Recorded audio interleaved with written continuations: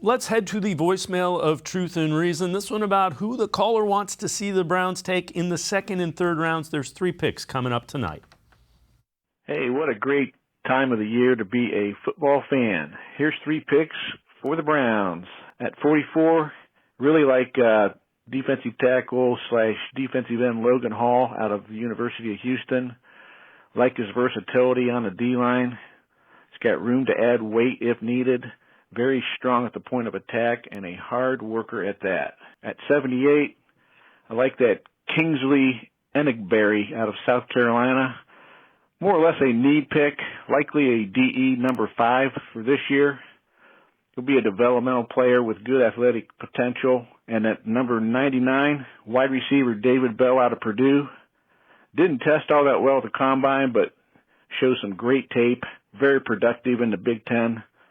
Fills that outside receiver spot. Can't wait for tonight.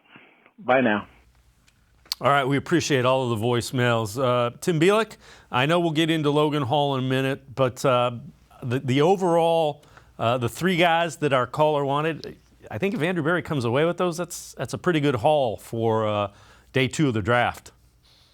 Yeah, I mean, it wouldn't be my ultimate favorite haul, but I think it's one I could get behind. I mean, I'm a big Logan Hall guy. I like, the long arms he has, the combination of playing inside and outside that's going to prove to be valuable. We know the Browns, obviously taking Jeremiah Usu-Koromoa a year ago, even though not everybody knew how to play him, I would imagine Hall kind of fits in that same category, so I understand why they would take him.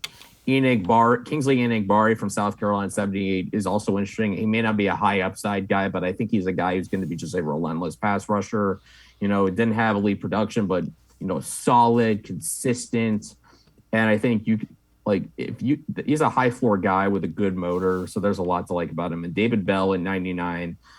If you had told me about 2 months ago that David Bell would be there in 99, I would have probably laughed because everybody watched how he looked against Iowa. He was uncoverable against Iowa. That was when Iowa was the number 2 team in the country. Purdue kept throwing in the football.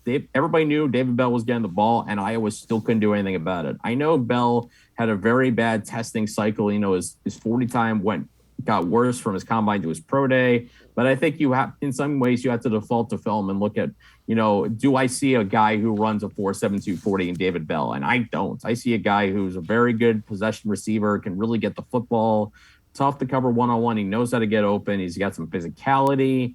If he's there at 99, that's a pretty good steal to me.